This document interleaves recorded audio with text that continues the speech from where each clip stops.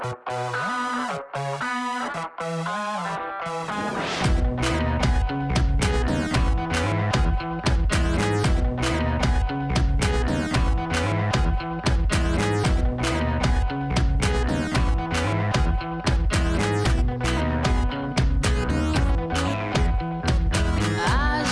letra pra essa moça. Hoje nós vamos ter aquela conversa sobre bullying e cyberbullying, violências que podem causar muito sofrimento. E não é à toa que esse tem sido o tema mais pedido pelos adolescentes com os quais a gente tem conversado a respeito desse programa. Hoje, então, nós estamos aqui com Wagner Batista Pinheiro, professor de teatro da Escola Gente, que é o Ginásio Experimental de Novas Tecnologias Educacionais, André Urani. Maria Tereza Maldonado, psicóloga, escritora, autora de Bullying e Cyberbullying, O que fazemos com o que fazem conosco. E Thaís Bahia, psicóloga do NIAP, o Núcleo Interdisciplinar de Apoio às Escolas da Secretaria Municipal de Educação do Rio de Janeiro. Pensar nas questões de bullying e cyberbullying é trazer para a cena de discussão as relações humanas. Você pensar na ajuda e na violência como constituição de um todo. E é este todo que é preciso transformar. Para que possa haver o lugar do desenvolvimento, da empatia, do respeito e do afeto pelo outro. Eu acho que a gente pode começar definindo um pouco o que é bullying, o que é cyberbullying.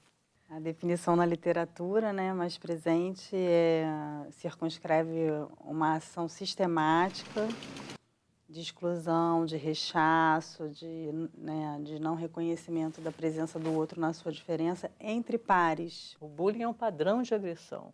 Brincadeira é quando todo mundo se diverte, Quando alguém se diverte prejudicando outra pessoa, ou fazendo outra pessoa se sentir mal, isso não é diversão, isso é agressão. São as ações de exclusão, de humilhação, dos apelidos depreciativos, e a plateia, que é quem presencia as ações, ela pode ser uma plateia omissa, eu não vou fazer nada porque eu posso ser a próxima vítima, ela pode ser uma plateia participativa, eu vou dar força, eu vou agredir também, eu vou ajudar a humilhar, a marcar aquele apelido, E pode ser uma plateia que é inibidora das ações de bullying. E aí, justamente, aí é que entra a importância dos programas de combate ou de prevenção ao bullying, porque através dessa sensibilização da plateia é que é possível que os autores de bullying dizem, bom, eu não vou mais fazer isso. Eu fui perguntar para os alunos o que é bullying. O que é bullying para você, Aí eles vão dando respostas assim, é violência, professor, ou é quando uma pessoa se sente superior ao outro, e passa então a fazer provocações verbais, às vezes provocações físicas, e isso vai gerar um problema mesmo no pensamento, na psique de cada um, E isso foi muito legal, eles perceberem o que é bullying, eles sabem o que é bullying. Outro dia, ouvindo os alunos, eu percebi assim que para algumas questões eles não conseguiam ter empatia. E você, como professor de teatro, assim, como você pode trabalhar isso justamente para resgatar essa relação, para ajudar no desenvolvimento dessa empatia, de você poder se colocar no lugar do outro? É um exercício de criar um ambiente em que ele seja encorajado a falar como personagem, seja de si mesmo, seja de um terceiro. Estou falando de alguém. Então, cabe a mim ali como professor, falar assim, olha, não é você, é um personagem que agiu assim, falando da menina, que ela é feia, que ela não tem que ir à festa porque ninguém gosta dela. Então, um ponto importantíssimo dessa divisão que na literatura aparece como algoz e vítima, e também a gente tende a negligenciar que o que a gente chamaria de autor é um adolescente. Tudo isso acontece numa rede de relacionamentos. Então, muitas vezes, quem está como autor hoje já sofreu ontem, ou sofrerá amanhã. Então, essas posições são intercambiáveis. Por isso que é muito importante poder trabalhar com a rede de relacionamentos, na questão, inclusive, da empatia. Porque a boa parte dos autores diz assim, mas eu não fiz por mal, eu só estava brincando. tá? E não se dá conta dessa repercussão. Eu já vi, por exemplo, alunos, autores de bullying, que passaram a ser líderes de campanha de combate ao bullying, a Muito questão legal da isso. transformação. Uhum. Né? Então, esses recursos que estão com as próprias crianças e adolescentes, isso precisa ser melhor aproveitado. Empoderar esses Empoderar. alunos, né? A questão da proteção à vítima também, que eu não gosto nem de chamar quem sofre a ação do Isso. bullying, né? Uhum. Não é assim, coitado, sofreu. Não, é uma ação de fortalecimento de recursos. Na pessoa que sofreu a ação do bullying, ela precisa fortalecer o recurso de autoproteção, recursos de percepção de risco, recursos de ação, né, de ampliar a sua rede de relações. Então, tem toda uma questão de fortalecimento de recursos. Acho que o teatro ele é um recurso incrível nesse sentido. Que você Sim, está sem colocando, dúvida. né? Aham. O teatro ele vai falar exatamente das questões de rótulos, de subjetivação. O interessante ali é colocar eles num pensamento, né? Que acho que tem que né? estar Num no certo movimento. curso, Tá, de né? transformação, É. exatamente esse Né? movimento de transformação. Porque muitas vezes aquela agressão que é feita, ela vem a partir de uma mágoa, de uma dor, de uma tristeza que se transformou numa raiva. E aí a gente vai falar dessa raiva para ela se transformar em empatia, em entendimento. E nesse sentido, tudo vai fluindo, né, no reino dos sentimentos. Né? A gente tem feito algumas conversas, né, com diferentes públicos para saber quais são os temas que as pessoas sugerem para aquela conversa. E fomos fazer uma atividade com os jovens de Grêmio numa CRE. Uma professora da CRE falou para eles assim: vocês têm que aproveitar esses espaços de fala da melhor forma possível. Sempre que vocês tiverem acesso a um microfone, aproveitem isso, nem que vocês tenham que falar de costas. Ela validou ali a fala deles, ela criou esse canal de escuta. E aí, o que aconteceu? Na hora que eu perguntei, então, quais os temas, o primeiro trouxe uma questão do bullying e se formou uma fila interminável. Um vinha atrás do outro dando o seu depoimento. E eu acho que isso ilustrou um pouco o ambiente que a gente precisa criar. Há escolas que fazem o círculo da justiça restaurativa, que eu acho super interessante.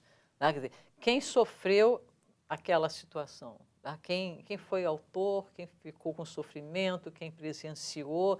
Vamos conversar sobre essa rede de relações. Vamos restaurar essas relações que ficaram machucadas.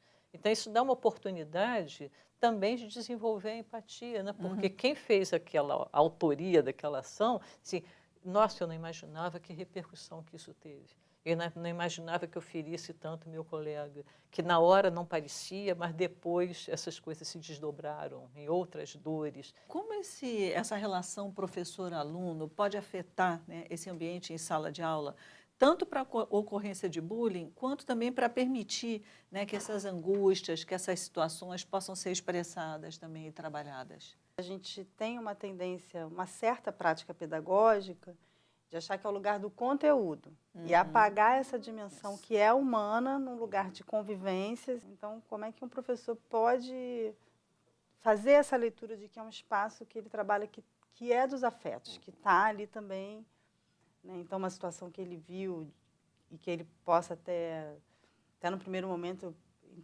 interveio, mas perguntar no dia seguinte como é que você está, como é que ficou, como é que aquilo ainda está acontecendo. Olha, estou escutando de novo isso que você falou. A escola é um espaço de exemplos. Então, tem um problema, não pode ser ignorado, seja um problema que for, por menor que seja. O que é a base principal do bullying e do cyberbullying? A matéria-prima, preconceito e discriminação.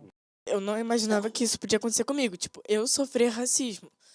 E foi, assim, doído pra mim, porque foi através de uma amiga minha de infância, que a gente cresceu junto, mas quando ela me zoava ou falava essas coisas, tipo, você é negro, você é preto, não sei o que, você é suja, coisas assim, isso me magoava muito, porque eu não esperava isso de alguém e não esperava sofrer isso. Olha o que vem aí que passa pela gente e a gente nem reflete. E a sala de aula pode ser esse lugar de reflexão. Agora, a gente também percebe que, às vezes, os professores têm muita dificuldade de nomear essas situações como violência, né? Eu ouço, por exemplo, uma frase assim direto. Na minha época tinha isso, não tinha problema nenhum. Não sei porque que, de repente, bullying se transformou num problema. E as pessoas não têm noção real do conceito, né? Naturalizou, né? Naturalizam. Ou então dizem, adolescente é assim mesmo, né? E não dão o devido peso, né? A escola, ela tem, né, tem esse componente das hostilidades presentes, a gente pode naturalizar isso. Também não se trata de limpar isso, as hostilidades elas são humanas, não é higienizar isso, é dar lugar que está ali presente, dando peso. E eu acho que uma outra coisa que eu também escuto de todos os profissionais das escolas, né, é a sobrecarga, que é trabalhar nessa escola que está aberta diariamente para o mesmo grupo de pessoas. E você trouxe uma questão importante, então, que é esse apoio também ao professor, à comunidade escolar. Eu acho que você podia falar um pouco qual é a função do NIAP. O NIAP é o Núcleo Interdisciplinar de Apoio às Escolas. O grupo de profissionais, que são psicólogos, assistentes sociais e professores, eles foram reunidos numa primeira convocação em 2007. Apoio é uma palavra ampla, né? Então, a gente vai ver as nossas ações se dando de muitas formas. E o apoio ele se dá numa lógica de escutar um pouco o que está acontecendo com uma determinada escola num determinado momento. Então, isso é muito variável. E tem um desenho ali do que para cada escola é uma questão que ela chamaria apoio. O bullying tem sido uma coisa que tem aparecido por vezes. Teve uma atividade na escola lá de natação, eu peguei minha câmera e fui, num dia cotidiano na escola, fui perguntando o que é bullying, o que você faria para combater o bullying, né? Por que o bullying existe? Né? Isso é possível modificar, transformar isso? Um aluno falou assim, olha, professor, o bullying só vai acontecer com quem permitir que aconteça o bullying. Comigo, por exemplo, não acontece porque a pessoa coloca pilha em mim, não adianta, eu não entro nessa pilha, eu não entro no jogo. Mas Isso você não me também atinge. trouxe uma coisa importante, né? O bullying tem a ver com relações de poder, Com né? relações de poder. Então, e às vezes, aquele que está sofrendo tem uma fragilidade, né, emocional que faz com que ele realmente seja o alvo e tenha Atingido dificuldade naquela de... situação. Tem pessoas assim, eu não deixo colar em mim. Tá? Outras pessoas não conseguem evitar isso. E aquela história entra lá no fundo. Profundamente. Né? O que a gente faz com o que fazem com a gente? Né? Essa que é a questão. E eu acho que tem uma coisa muito interessante também, porque o que era também isso sempre existiu? Isso sempre existiu, sim, mas agora está potencializado quando entrou a tecnologia que permite o cyberbullying. E o cyberbullying é massacrante. Né? É uma plateia gigantesca dos compartilhamentos. Que você não tem controle, né? É um esmagador o efeito sobre quem sofre o cyberbullying. Não, e quando é na escola, tem aluno que falta e sabe que aquele é o horário da tortura. Mas no cyberbullying pode ser 24 horas por 7 dia, dias por semana, você não sabe de onde vem o próximo ataque, como vem, com a questão do WhatsApp. Né? Tem vários meninas e meninos de 10, 11 anos estão ali se xingando absurdamente ou mandando mensagens de ameaça, de intimidação através das mensagens instantâneas. E acho que tem aí um ponto importante também, que é a confusão de conceitos. E a pessoa diz, isso é liberdade de expressão. Né? Sem se dar conta que liberdade de expressão precisa incluir o respeito pelo outro. Com certeza. É muito dual, é adolescente com adolescente, criança com criança. O adulto está fora daquela rede, é difícil acessar. Então, a gente está perdendo uma dimensão do desenvolvimento humano que, assim, tem a liberdade, ele é um sujeito, enquanto tem as suas opiniões, precisa expressar, ele não está sujeitado, ele é sujeito, ele está no exercício da palavra, mas é uma condição que não prescinde do olhar do adulto, do acompanhamento do adulto. Eu acho que é isso que é a proteção. A gente tem confundido o que é liberdade, o que é autonomia, com essa ausência do adulto, principalmente por essas tecnologias. Né? Além da distorção do conceito da liberdade de expressão, há uma outra distorção de conceito que é respeito à privacidade. Isso. Então, a imensa maioria das famílias não tem a menor ideia do que se passa no ciberespaço.